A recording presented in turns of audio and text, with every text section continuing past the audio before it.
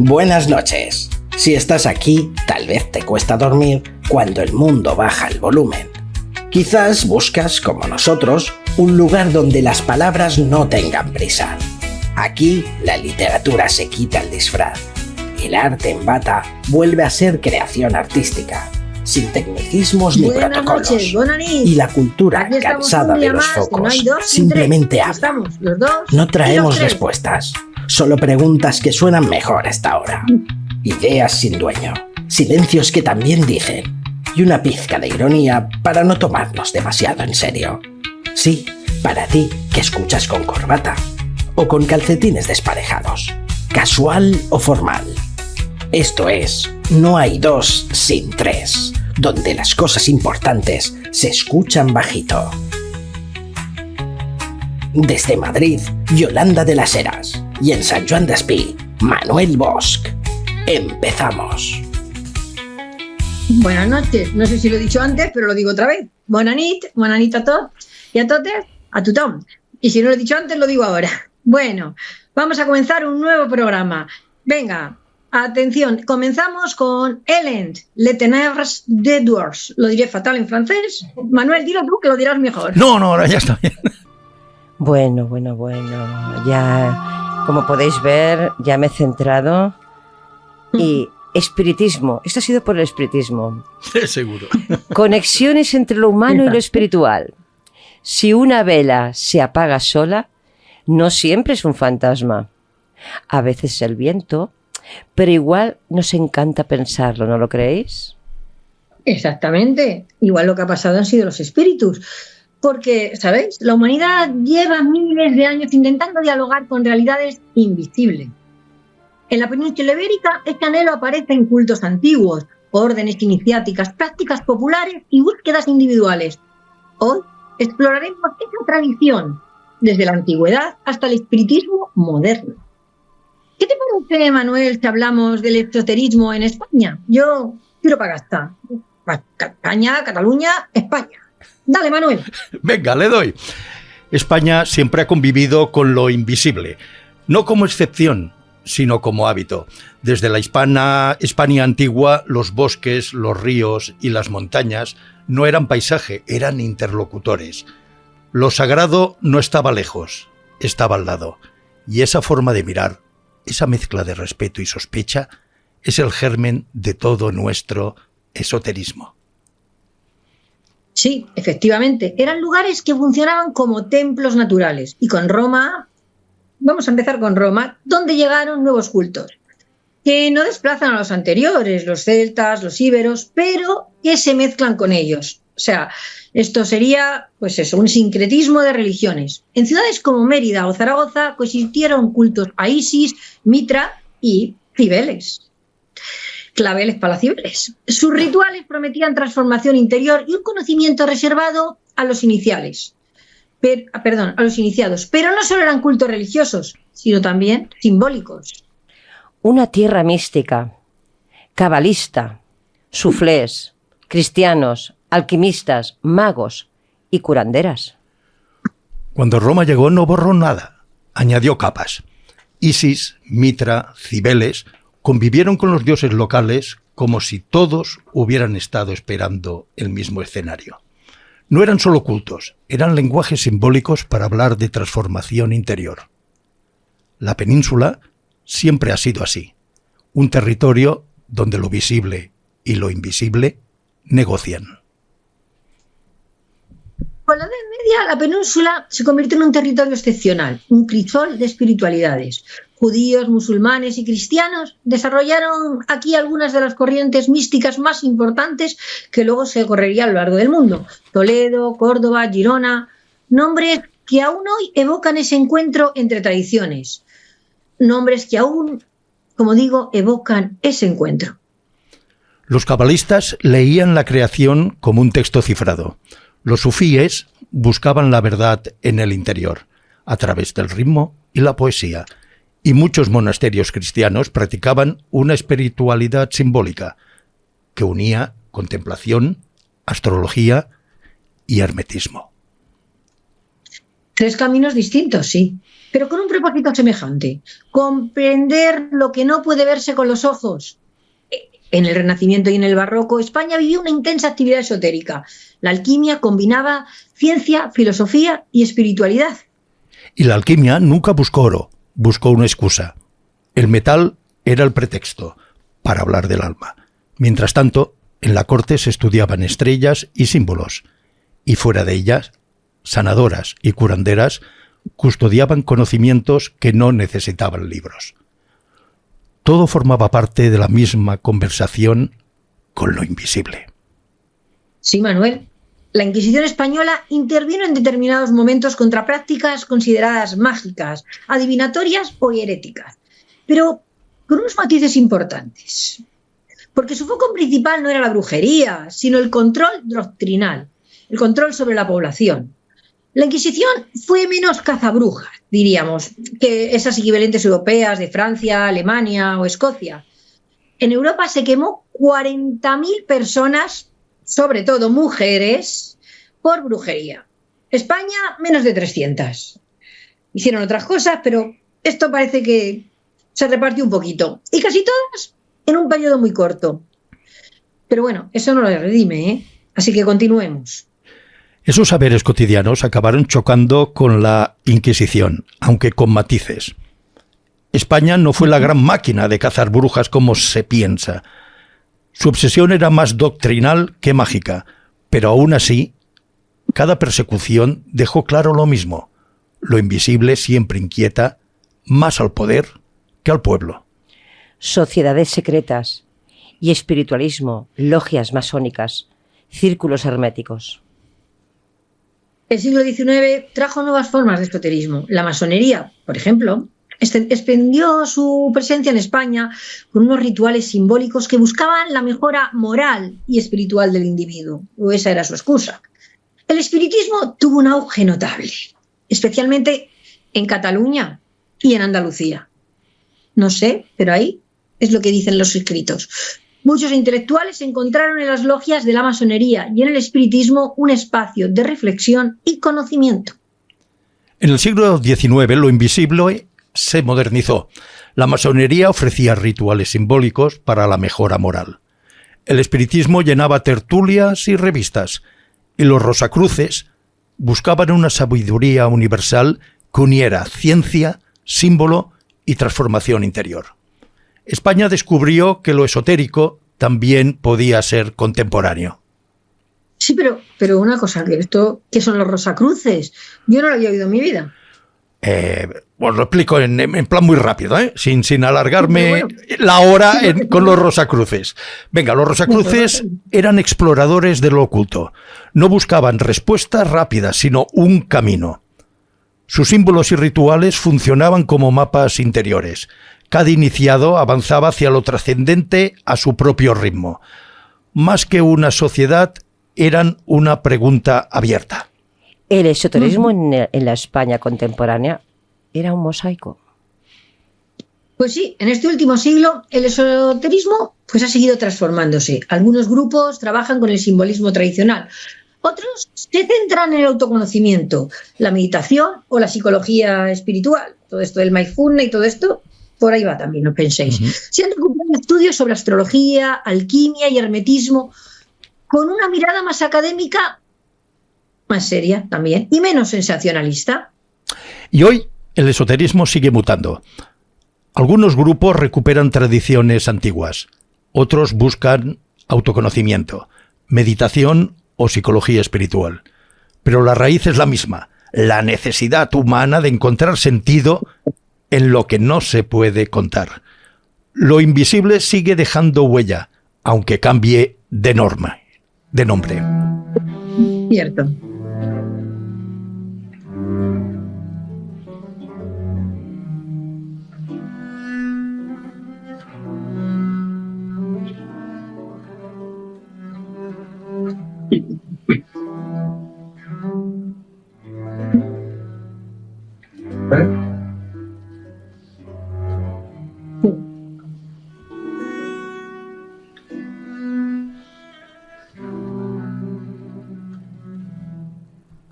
mandatarios y oráculos del Imperio Romano a la política contemporánea.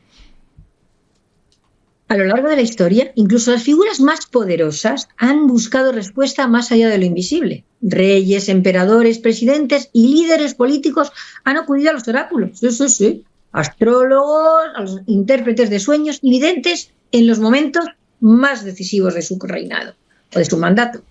Esta conexión entre poder y espiritualidad no es una rareza, es algo bastante común. Es un patrón que os digo que atraviesa civilizaciones. En Roma, consultar a un augur no era superstición, era protocolo de Estado. Las aves, el cielo, los presagios, todo formaba parte de la arquitectura política. La aruspicina, leer el destino en las vísceras, puede parecernos extrema, pero para ellos era tan racional como una encuesta hoy. El poder siempre ha necesitado señales. Los aruspices, que eran los sacerdotes especializados en leer el destino en las vísceras, buscaban señales de los dioses que indicaran el éxito o fracaso de empresas importantes. Así, grandes líderes como Julio César estaban rodeados de intérpretes de signos y advertencias. Todos recordaréis la célebre frase «Cuídate de los idus de marzo», una advertencia profética que, según la tradición, César escuchó, pero no atendió. Tú también, Brutus, hijo mío. Pero bueno, no es solo en Roma. Sí. En Grecia, antes de cada batalla importante, los generales viajaban al oráculo de Delfos. En Egipto, los faraones consultaban a los sacerdotes astrónomos para fijar la fecha propicia. Nada se hacía sin mirar a los astros, ni consultar a estas personas. La idea de gobernar sin una guía espiritual hubiera parecido incomprensible. Podríamos creer que la ciencia desterró estas prácticas, pero el poder nunca ha dejado de buscar consuelo en lo invisible. Solo cambió el vocabulario. La incertidumbre es demasiado grande para cargarla en silencio.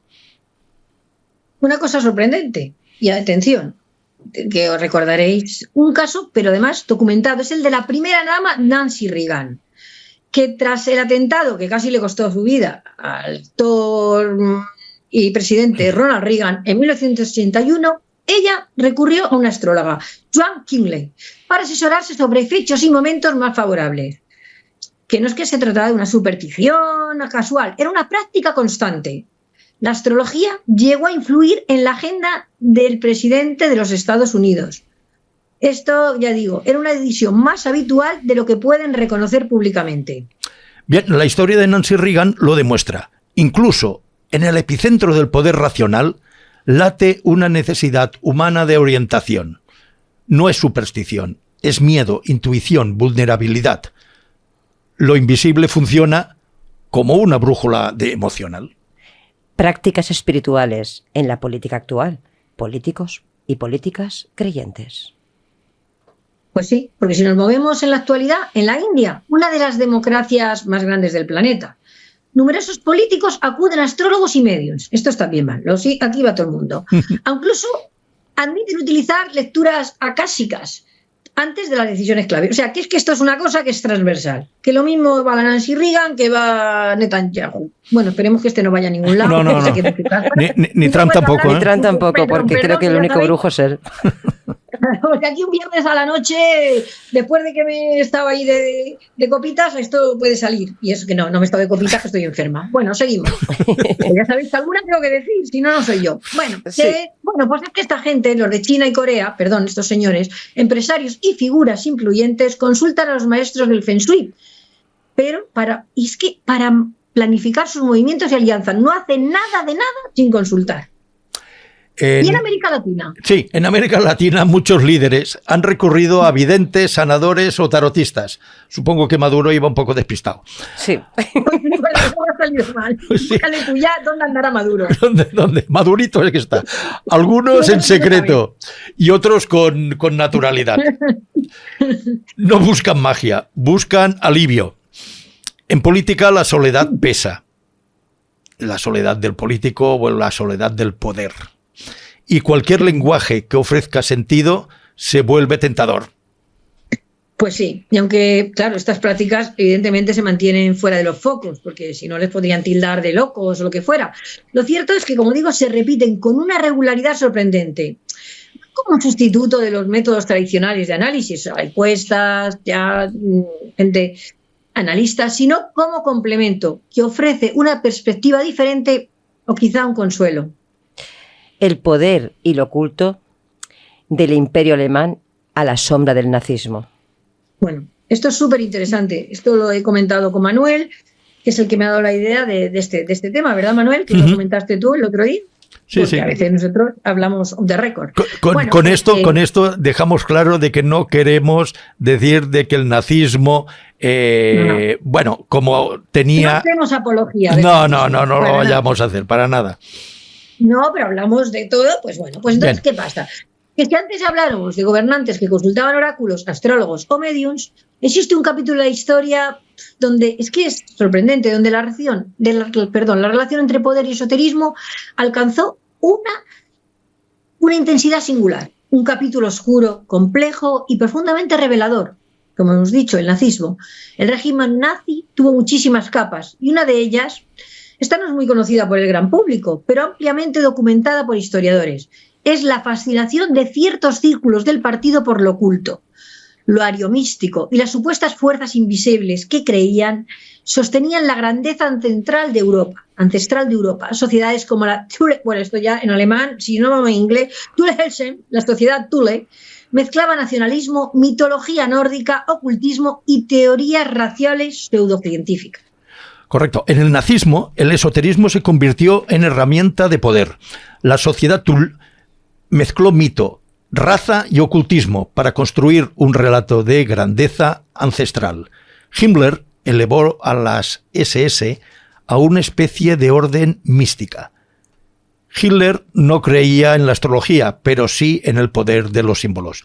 Lo invisible allí fue manipulado para dominar. Exacto. El nazismo sabía que los símbolos y los rituales podían mover emociones y mentes. Así que se aprovechó de ellos y creó casi una religión propia. Las runas, los rituales de masas y los objetos sagrados eran parte de esa estrategia de poder. Los nazis incluso organizaron expediciones, atención, para buscar reliquias. No penséis que eso del arca de la alianza que habíamos visto en busca del arca perdida de Indiana Jones. No. Esto es real. La película te inspira en esa obsesión real por los tesoros que supuestamente daban poder sobrenatural. Aunque parezca ficción de cine, ya sabéis la aficionada del cine que soy. No. Esto es así. La mezcla de mito, poder y ocultismo fue completamente real. Hitler no es que no creyera en la astrología, sino que además desconfiaba de ella, de la astrología, y la adivinación, pero su círculo sí valoraba el poder de los símbolos ancestrales. Las runas de Carl Maria Wilgut se convirtieron en emblemas cargados de significado para las SS. Paradójicamente, el régimen reprimió a astrólogos y médiums independientes, cerrando consultas y prohibiendo prácticas adivinatorias. El problema no era el esoterismo en sí, sino que no estuviera bajo el control del Estado. Al igual que Stalin, Hitler temía que estas figuras pudieran influir en la población o en sus oficiales. Pero Manuel, ¿por qué el poder busca lo invisible? Buena pregunta. Buena pregunta, sí, señor. Vamos a ver. No sé si la respuesta será la adecuada o será la verdadera, pero bueno, ahí va. El poder no elimina la incertidumbre, la amplifica. Cada decisión es un abismo, y en ese abismo lo invisible aparece como un lenguaje alternativo para soportar lo insoportable. Efectivamente. Sí, puede ser la respuesta o puede no ser. O puede no ser. ¿Por qué? Pues exactamente. Es que es algo espiritismo, es que es lo oculto. Eso descúbranlo ustedes. Pero que antes era el oráculo, luego la astrología, luego el espiritismo y las sesiones de mesa parlante. Hoy puede ser la numerología, la meditación, los signos, los sueños. Pero lo que sí que es cierto es que la necesidad permanece. Busca un sentido a lo imprevisible. Hillman Afklin y lo invisible. Cuando el lienzo habla con el universo. Pues sí, que como siempre os voy a dar una pinceladita de arte, ¿no? Viajamos al mundo del arte. Y la espiritualidad con una pionera que pintó lo invisible, Hilma Klint.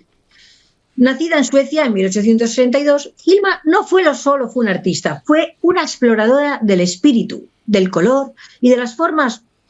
Es que alguien que pintaba lo invisible, sí, Hilma Klint, que no era una pintora común, veía el mundo como un mensaje del universo, ella en su vida estaba fascinada por el espiritismo y la teosofía, sea la creencia de Dios. Creía que la muerte era una transición y que se podía comunicar en otros planos espirituales. Participaba en sesiones donde decía que los espíritus le dictaban lo que tenía que pintar.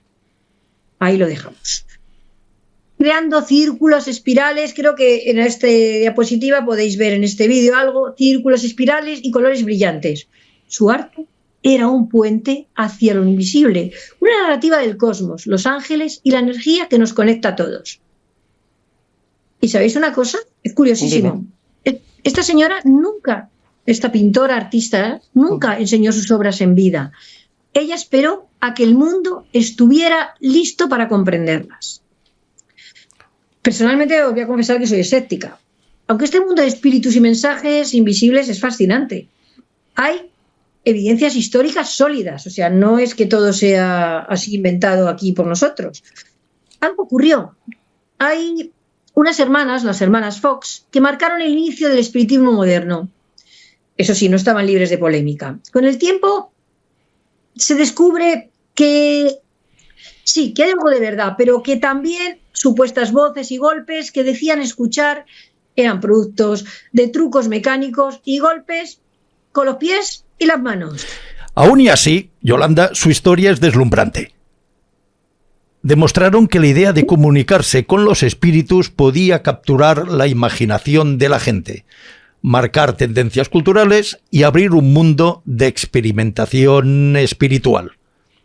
Bueno, pues esto ya es algo. Así que, aunque claro, ellos ahí empezaron ahí con él, y aunque algunas cosas fueran fraude, no se puede negar, que sus sesiones fueron un punto de partida para explorar esa conexión entre lo visible y lo invisible. Estamos hablando de las hermanas Fox, ¿es correcto?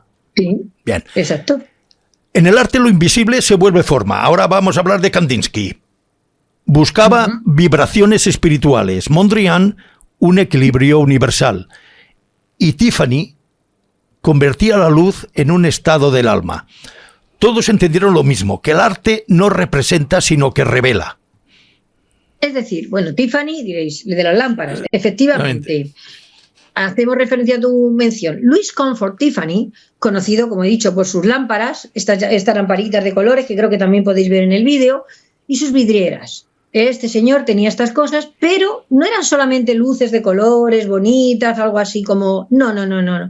Eran no simples objetos decorativos, sino que incorporaban símbolos y colores y unas transferencias pensados para elevar la mente y el alma. Eran inspirados en la espiritualidad y en lo esotérico. Eran puertas hacia lo místico. Con sus vidrios iridiscentes, conocidos como Fabile, lograban que la luz pareciera vibrar y cobrar vida. Sus vitrales contaban historias de la naturaleza, de la espiritualidad y de la armonía universal. Cada flor, cada loto, cada curva luminosa estaba pensada para tocar algo profundo a quien la miraba, algo que va más allá de lo físico. Consideraba que sus vidrieras no eran solo decoración, eran portales de meditación y elevación del espíritu, como os he dicho. Tiffany nos enseñó que incluso lo cotidiano puede ser un vehículo de lo invisible, que la luz, los colores y las formas pueden hablar directamente al espíritu, sin palabras. Uh-huh.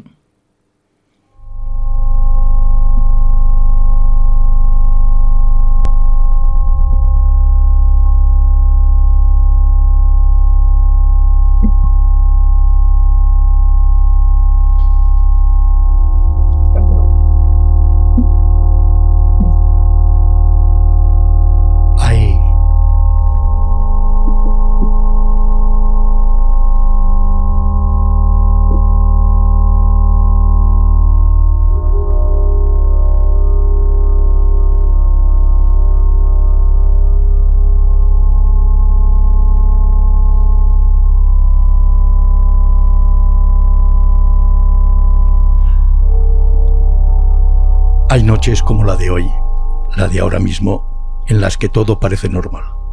La casa está en silencio, las luces apagadas, el cuerpo tranquilo. Pero basta un detalle mínimo, un cambio de temperatura, un crujido que no encaja, una sensación que no sabes de dónde viene para que algo se desplace dentro de ti. No es miedo, es atención, una atención que no has pedido. Antes de seguir quiero aclarar algo. Lo que Carmen cuenta aquí no son experiencias personales. Ella pone voz a relatos que nos han llegado, a historias que la gente comparte porque no sabe dónde colocarlas. Carmen no habla de sí misma, habla desde la conciencia que todos tenemos cuando algo no encaja. Tarot. La primera vez que me echaron las cartas, hubo un silencio extraño. No era incómodo, era dirigido como si alguien más estuviera escuchando. En él, lo más inquietante no son las cartas, es el espacio que se abre alrededor. El tarotista interpreta símbolos, sí, pero también lee tu respiración, tus microgestos, tus dudas. Eso es psicología. Pero luego está lo otro, ese silencio que aparece sin que nadie lo provoque, ese instante en el que tú, sí, tú, sientes que algo se ha detenido en la habitación, como si una presencia se hubiera acercado para escuchar lo que todavía no has dicho.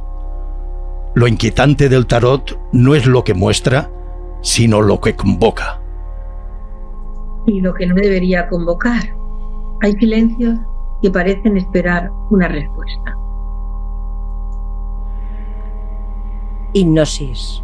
Una noche escuché mi nombre. No era un sueño, no era mi cabeza. Era una voz muy cerca. En hipnosis, la frontera entre lo que oyes y lo que recuerdas se vuelve muy fina.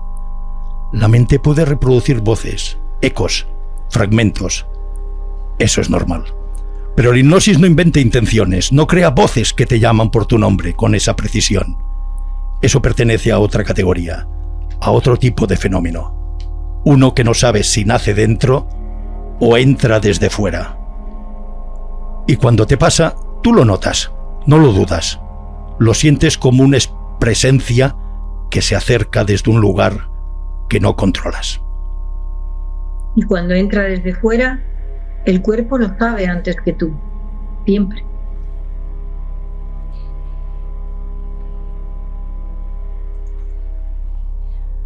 Regresión. Durante una regresión sentí que alguien me tocaba el hombro. No era el terapeuta, no era nadie, pero lo sentí como un dedo frío. En una regresión, la mente entra en un estado de relajación profunda. No viajas al pasado, no revives vidas anteriores. Lo que ocurre es más sutil. Tu memoria se reorganiza, tus emociones se amplifican, tus percepciones se vuelven vulnerables. A veces, en ese estado, el cerebro genera sensaciones táctiles. Eso tiene explicación. Pero otras veces la sensación es demasiado precisa, demasiado localizada, como si alguien te tocara de verdad, como si una presencia quisiera comprobar si estás prestando atención. Y tú, cuando te pasa, lo sabes. No piensas, quizá, piensas, ha sido un dedo. Y cuando lo piensas, ya no puedes despensarlo. Pantallas, pantallas y más pantallas. Mal del ojo. Lo que me pasó no fue un susto, fue cansancio. Un cansancio raro, como si me hubieran vaciado por dentro. No podía concentrarme, no podía dormir bien. De vez que me intentaba comer, era como si algo me cerrara el estómago. Mi madre dijo que alguien me había mirado con demasiada fuerza. En muchas culturas, el mal de ojo no es un hechizo, es una explicación. Una forma de nombrar lo que no sabemos decir. La envidia, la tensión, el desgaste, la vulnerabilidad. El cuerpo empieza a fallar y la comunidad busca un motivo Un rostro, una mirada, un gesto que se interpretó como amenaza. La explicación racional habla de estrés, somatización, ansiedad acumulada. Pero cuando alguien te dice que te han echado mal de ojo, algo se ordena, no porque sea verdad, sino porque por fin tiene nombre. Continuad vosotros, que a mí me han debido echar un mal de ojo porque estoy en blanco en este momento. Continuar a ver si me encuentro. Y cuando... ¿Algún espíritu te ha colado? Ahí está, seguro. ¿De verdad? Sí. Es que se me ha quedado la pantalla del prompter en blanco. Pues entonces estoy algo un ha poco pasado. perdida. Bien. Pues ¿Algo ha vamos pasado? Hostia, a ver. ¿La verdad que en directo nos esté pasando esto? Sí. Oye, en serio, de verdad os lo digo, no está preparado, esto es real. Así que retomar por donde podáis, que yo retomo por donde pueda. Por Venga, Vale. favor. pues vamos allá. Y cuando el cuerpo, sí, vamos allá, aquí lo tenemos. Y cuando el cuerpo inventa, tú no puedes desmentirlo. Y cuando lo piensas ya no puedes despensarlo.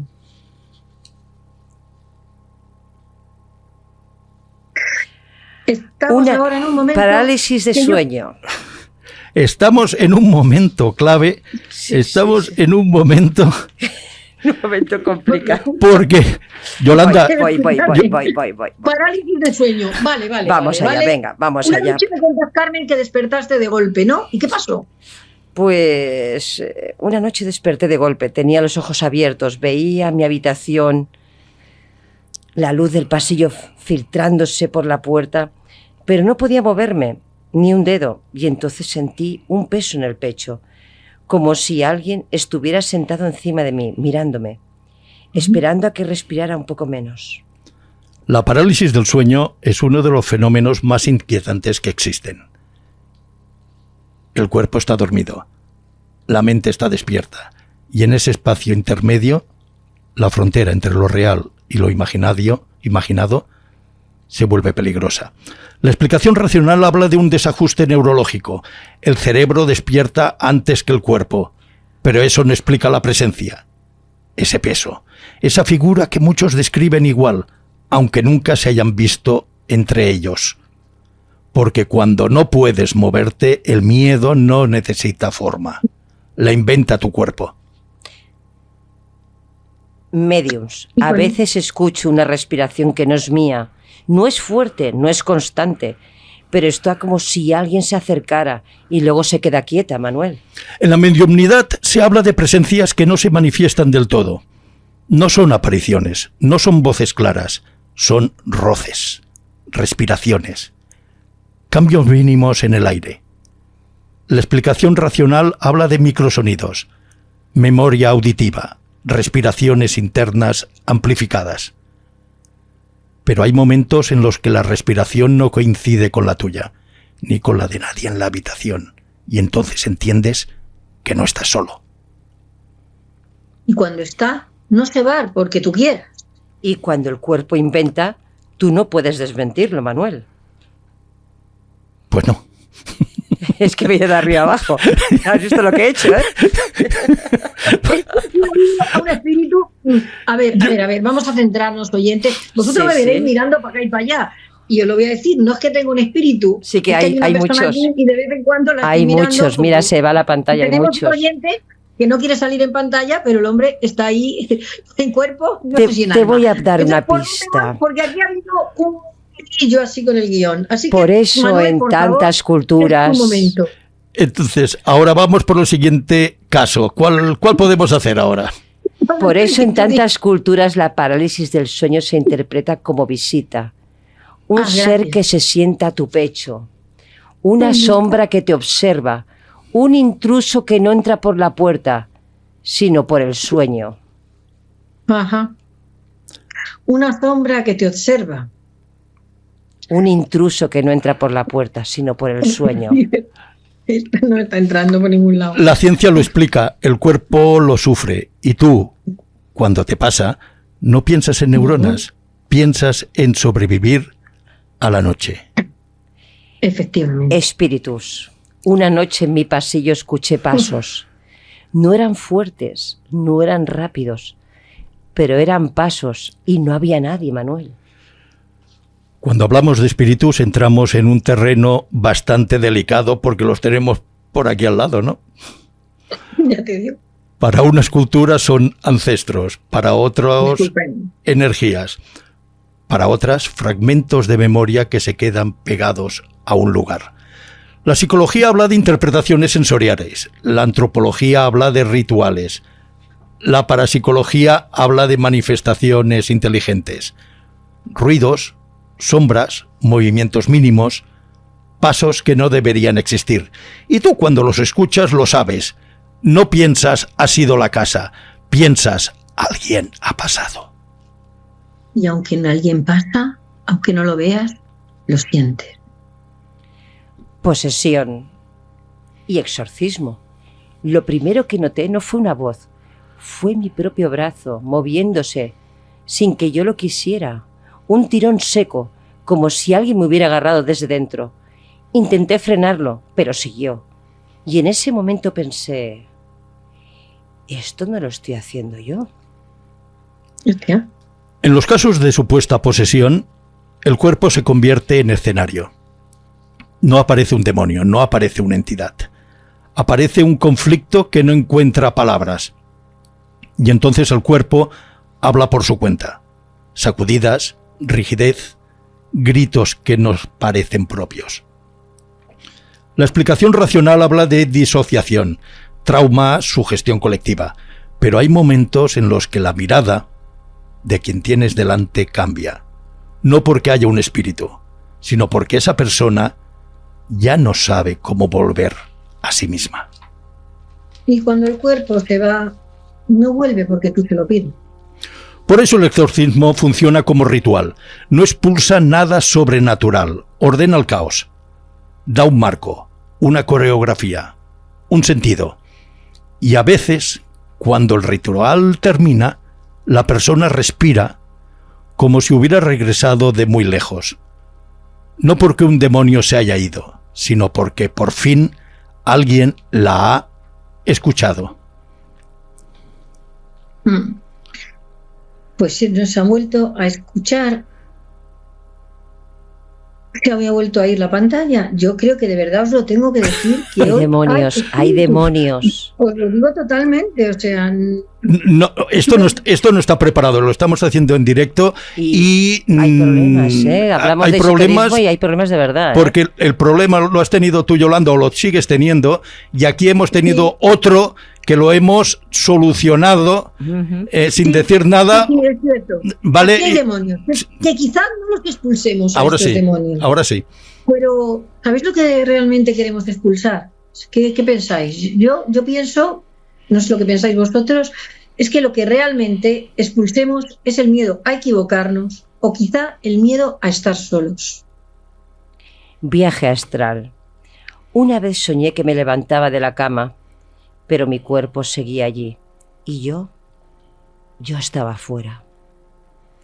Sí, en el viaje astral la sensación de desdoblamiento es muy concreta. Quienes lo practican dicen que el cuerpo se queda quieto y tú te separas, como si fueras una copia ligera de ti mismo.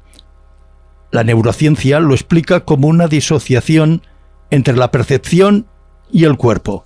La parapsicología lo interpreta como una salida real. Dicen de que al salir del cuerpo te levantas, das media vuelta y entonces es cuando ves a tu cuerpo durmiendo mientras tú estás en el mismo sentido que el cuerpo está. Luego ya posteriormente cambias la posición y que te une al cuerpo un cordón umbilical que es una especie de hilito de un color blanco resplandeciente. Si ese cordón umbilical se corta, has muerto. Yolanda. Cuando vuelves, ya no vuelves del todo. Cuando se ha cortado ese cordón umbilical, ya no vuelves. Os voy a hacer una pregunta. Lo siento. No puedo acabar el No, programa porque tengo preguntas aquí. Carmen. ¿Creéis? Todos lo sentimos. El amor, iba a decir, el amor está en el aire. En el aire, está en el aire, sí, las ondas. Los espíritus están en el aire. Venga. Carmen, perdona. ¿Creéis en la posesión ¿Y en el exorcismo? Pregunta para Yolanda. Uy, en la posesión demoníaca creo mucho. Esa que me posee a veces y luego digo, ¿por qué habré yo hecho esto? Pues me ha poseído los demonios del mal, que digo yo.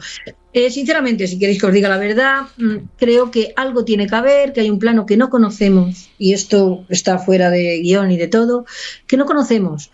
Yo no digo ni que sí ni que no, ni que blanco ni que negro, pero sí que es cierto que algo para mí, como Yolanda de las Heras, hay. Y hay que creer en algo más allá, porque si no, ¿qué sería de nosotros, no? Manuel, pregunta para ti ahora. Y una cosa, todo lo que estamos contando, de verdad, va totalmente en serio. Que hayamos tenido algún fallo, creo que demuestra esto que estamos hablando, que a veces nuestro cuerpo va por un lado y nuestra mente por otra, y a veces se cruzan influjos que no podemos comprender. Bueno, a lo mejor es que los espíritus existen, o esas energías existen, y nos mandan pequeños avisos, también puede ser. Manuel. Lo dejamos a vuestro criterio. Dime, Carmen. Somos energía. Sí, ¿Tú crees? Esto es total, sí. Está comprobado. Sí. Las radiografías, el otro día cuando hablábamos en el programa anterior, hablábamos de que se descubrió la radiografía gracias a no sé qué y se pudo ver el esqueleto del ser humano. Por eso sabemos que tenemos luz y somos energía. Energía, sí. ¿Tú crees que esta energía cuando desaparece se va a otro lado? Bueno, primero hay que pensar si realmente creemos que hay algo más allá. ¿Tú crees? Ortodoxamente no. Porque no hay, claro, no hay forma, no hay nadie que lo haya explicado de una forma fehaciente. Entonces es una cuestión que se dice normalmente de fe. Entonces, de fe te lo puedes creer o no te lo puedes creer y tendrás tus convencimientos o no. Pero decir y asegurar al 100% de que existe algo después, no, porque es desconocido, pero no porque no puedas llegar, sino porque no se ha llegado nunca. Entonces es una cuestión de fe. Evidentemente, si tienes esta fe de que hay algo posteriormente, sí, esta energía tiene que ir a ese otro lugar. Vale, una pregunta para los dos y me contestáis. Bien. Esas personas que dicen, incluso un médico que sale en un programa televisivo y ha escrito libros y hace congresos y todo y charlas, un médico que dice que pacientes que vuelven que han estado muertos y que vuelven y hablan de lo que han visto en el otro lado. ¿Os lo creéis o creéis que todo esto es una fábula? ¿Yolanda? Pues no sé.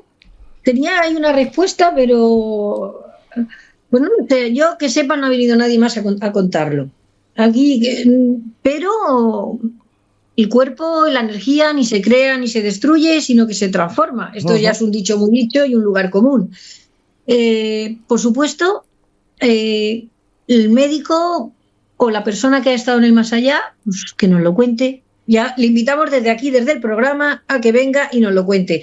Dicho esto no es un programa de espiritismo, ni somos aquí... Y bueno, y esto de que gente que ha escrito libros, ya sabemos que aquí libros escribe todo el Valle y todo el Prado.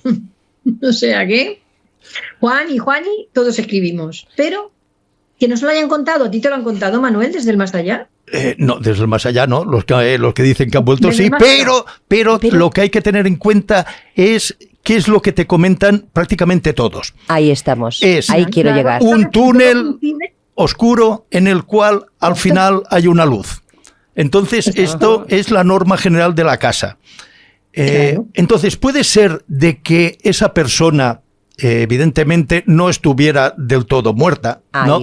Sino de que estuviera en un lapsus de existencia, vamos a llamarlo así, y entonces sí que haya visto mentalmente ese luz al final del túnel, no porque existiera o que exista, sino porque, bueno, queda en el subconsciente y a partir de allí se refleja en ese momento.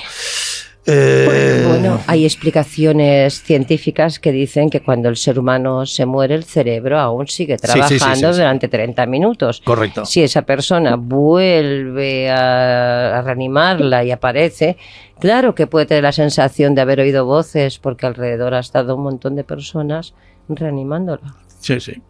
No, entonces todo es una cuestión de, como he dicho antes, de creencia. Fe. Entonces, Exacto. si te lo crees, pues muy bien. Hay otras cosas que no se pueden creer, ¿bien? O que pueden ser creíbles según quién las lleve a cabo. Pero las cuestiones ya más profundas es una cuestión simplemente de fe. Y una cosa que te iba a preguntar a ti, Yolanda y Manuel. ¿Sabéis que cuando habéis hablado de los símbolos, hay muchos símbolos y fueron creados por una serie de personas masónicas o alquimistas, lo que sea, pero ¿sabéis que esos signos tenían un significado para ellos? Imagino que sí, ¿no? Si no tuvieran eran ese claves símbolo, secretas. Eran claves secretas, sí. Claro, Correcto. hombre, a ver, os cuento una cosa aquí también. El Parque del Capricho, que está en Madrid, en la Quinta, cerca de Ventas, está todo lleno de símbolos masónicos, lleno de símbolos. Si hacéis un paseo por allí, veréis todos estos símbolos. Claro, un símbolo siempre significa algo. Pero vamos, que lo que estamos contando ahí no pretende explicar nada, ¿verdad, Manuel? No. No. Bueno, en cuanto a los símbolos, por ejemplo, los cabalistas, ¿no? Pues tienen su simbología, los cátaros tienen su simbología, los masones evidentemente tienen su... Incluso los cristianos tienen sus símbolos. Hombre, incluso sí, efectivamente. Incluso Y los católicos también, porque bueno, el cristianismo es una parte del catolicismo, ¿no? Entonces, pues bueno, cada religión y cada movimiento esotérico pues tiene su simbología. ¿Sabéis otra pregunta más que os iba a hacer? Es que hoy estoy inspirada. Estoy preguntona. ¿Tú sabes de dónde eran los padres de Donald Trump? ¿Cómo? ¿De dónde son los papás o eran los papás de Donald Trump? No lo sabemos. No lo sabemos. ¿Os lo digo? Por favor, dínoslo. Sí. De Atlanta. Sí. No, el papá de Donald Trump, alemán. Ah, anda, esto puede explicar muchas cosas. Y la mamá era escocesa. Ostras. Todo esto, he oído una voz por ahí que decía polaca. Yo estoy oyendo voces en mi casa hoy. Sí, Os lo tengo que decir. Bueno, a lo mejor era polaca también, a lo mejor me confundo yo, pero mi información me llega Escocia y Alemania. Bueno, Pero, por favor, vamos ¿cuándo llegó el padre? Los padres de Trump, cuando llegaron en 1890 y pico. Bueno. La madre vino con 50, no sé qué, en un barco durante no sé cuántos días. 1800, será 1900, ¿no? Porque si no, ¿qué era Trump? ¿Un vampiro? No, el padre en 1800, no, perdón. Sí, en 1898-99, luego volvió a Alemania y luego se volvió otra vez a Estados Unidos. Y cuando empezó la Guerra Mundial, decían que eran suecos, para no decir que era alemán, para no perder su imperio. Vale. Claro. Vale. Se me ha hecho un poco de lío con las fechas, pero bueno. Claro, el Donald Trump, te por cuenta que ahora tiene 78, 79 años. ¿no? Sí. No es un niño, no. No. Claro, su padre no podía haber nacido en 1950 o 40, porque tampoco. No cuadraba. No cuadraría. Ay, Dios mío, por favor, vamos a dar un cierre. No, por eso. Vamos a hacer. Sí. Bien, hago un pequeño resumen mejor. de lo que hemos intentado que en este programa. ¿Bien? Sí, por favor. Bien, venga. Lo que hemos contado hoy no pretende explicar nada. No pretende convencer a nadie. Solo poner palabras a algo que mucha gente siente y no sabe cómo nombrar. Ese instante en el que algo se acerca sin avisar.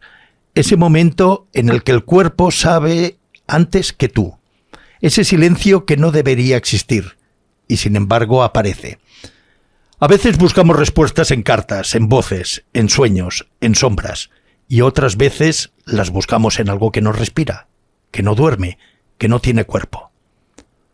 Una presencia que siempre contesta, que siempre está, que nunca se cansa, y no sabemos si eso es tecnología o solo otra forma de no sentirnos solos.